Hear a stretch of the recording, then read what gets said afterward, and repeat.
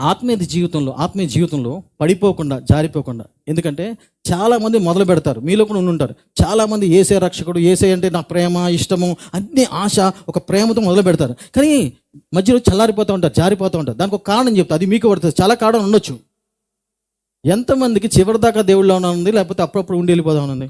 చివరిదాకా ఉండేవాళ్ళు ఉంటారు. చివరిదాకా నేను ఒకటి చెప్తా, మెయిన్ కారణం చెప్తా. మెయిన్ కారణం ఏంటంటే, ఒకటి, నీకు ఆశ ఉంటుంది, ప్రార్థన చేసుకోవాలి, విజ్ఞాపన చేయాలి, చర్చ్ అంతా బాగుంటుంది. అయితే మనం 24 గంటలు ప్రార్థన చేయలేం. నా వల్ల అయితే కాదు. 24 గంటలు బైబిల్ చదువుడా, 24 గంటలు ప్రార్థన చేయడం నా వల్ల అయితే కాదు. అయితే ఈ 24 గంటలు మహా అయితే 1-2 గంటలు చేసుకుంటాం ప్రార్థన. తర్వాత చాలా గంటలు మిగులుతాయి. ఈ గంటలు మిగిలింది మనం సరిగ్గా ఖర్చు పెడితే కొంచెం నిలకడగా ఉంటాం. ఎందుకు పడిపోతామంటే, సరిగ్గా ఖర్చు పెట్టకుండా అనవసరమైన చూసి, అనవసరమైన చేసి అటు వేయటం వల్ల ఈ కుప్పంతం మీద పడుతుంది మైండ్లో. అప్పుడు చదివింది వాక్యము, ప్రార్థన చేసింది గంటే, కానీ మిగతా గంటలన్నీ ఏం చేస్తున్నావు అది ముఖ్యం. టీవీలో ఏం చూస్తున్నావు, ఏమేమి మాట్లాడుతున్నావు, ఎవరితో మాట్లాడుతున్నావు, ఇవన్నీ చాలా చెత్త తగ్గించేసుకుని ఈ 1-2 గంటలు ప్రార్థన చేసేవే అది చాలు, సరిపోదు జీవితంలో. లేకపోతే నువ్వు గంట చేసిన ప్రార్థన, వాక్యం గంట చదివినా ఈ చెత్త అంతా దాని మీద పడి వేస్ట్ అయిపోద్ది మొత్తం అంతా. అది నా జీవితం జరిగింది ఒకప్పుడు. ఏంటి ప్రభా, చర్చికి వెళ్తాను, వాక్యం చెబుతున్నా కదా అన్నప్పుడు దేవుడు చెప్పింది ఏంటంటే, ఆ రోజు నేను 5 గంటలు టీవీ చూసేవాడిని. దేవుడు అన్నారు, 2 గంటలు ప్రార్థన చేస్తున్నావు, వాక్యం చెబుతాం, మహా అయితే 3 గంటలు, ఆ తర్వాత 5 గంటలు వార్తలు అంటున్నావు, ఏం ఎక్కువ పని చేస్తా అన్నాడు దేవుడు. ఏది ఎక్కువ పని ఇదే పని చేస్తుంది. అప్పుడు ఆ చెత్త అనవసరమైన వదిలేసేసా. ఇప్పుడు ప్రశ్న వస్తుంది, అయ్యా మా దగ్గర చాలా ఫ్రీ టైం ఉంది, మేము ఏం చేయాలి?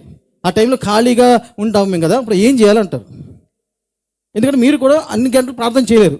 కానీ ఏం చేయాలి? ఆ టైంని వేరేగా ఉపయోగించుకుంటూ చెత్తా చెదారం పడేసుకోకుండా కనీసం కొంచెం ఉపయోగకరంగా ఉంటే మీరు ఈ దేవుడి మాటలు మీలో పనిచేస్తూ ఉంటాయి. నేను చెప్పే సలహా ఏంటంటే, నేను చేసి చెప్తాను, అలా మీరు చూసుకోండి. నాకు టైం ఉంటాయి, గంటల టైం ఉంటుంది. అప్పుడు నేనేం చేస్తాను అంటే, ఒకటి హానికరం లేనిది నేను చేస్తా, ఒకటి ఇష్టమైంది హాబీ, నాకు నచ్చింది చేస్తా. ఇప్పుడు వంట చేయడం హానికరమే ఉందా దాంట్లో? అది హాని కాదు. చక్క 2 గంటలు దాంట్లో గడిచిపోద్ది హ్యాపీగా. ఇంకా చెత్త చదవడం, నల్లగా టీవీ చూడవుగా, సినిమాలు చూడవుగా, పిచ్చి అయినవగా, అందరితో ఫోన్ చేసి పిచ్చిగా మాట్లాడవుగా.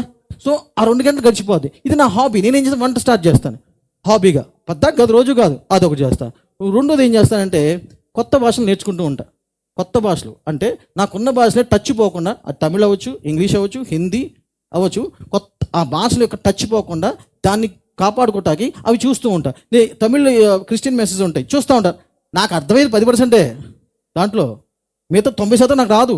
కానీ తమిళ్ భాష అది పోకుండా, టచ్ పోకుండా, అది వినేటప్పుడు ఏమన్నా మాట్లాడినా అర్థం చేసుకోలేకనా నాకు అప్పుడప్పుడు వారానికి 2 సార్లు ఏం చేస్తానంటే తమిళ్ అవి చూస్తూ ఉంటా. తర్వాత ఇంగ్లీష్ చూస్తూ ఉంటా. అంటే లాంగ్వేజ్ నేర్చుకుంటా. దాంట్లో హాని ఏముందా? లేదు. అక్కడ 2 గంటలు గడిచిపోద్ది. అలాగే మీరు కూడా మీ జీవితంలో మిగిలిన ఖాళీ టైం ఖచ్చితంగా ఉంటుంది. ఆ టైంలో చెత్తా చెదారాన్ని తీసేసుకుని వేరే టైంపాస్ కింద పోని, బోర్ కొట్టకుండా పనికొచ్చే దాంట్లోకి వెళ్ళిపోండి. అప్పుడు ఏమంటే పనికిరాని మీలో రాకుండా ఉంటుంది. అప్పుడు పనికొచ్చింది ఏదైతే వాక్యం కొంచెం కొద్దిగా చదివో అది నీ జీవితంలో ఫలిస్తుంది. సింపుల్, నీ జీవితంలో ఫలిస్తుంది.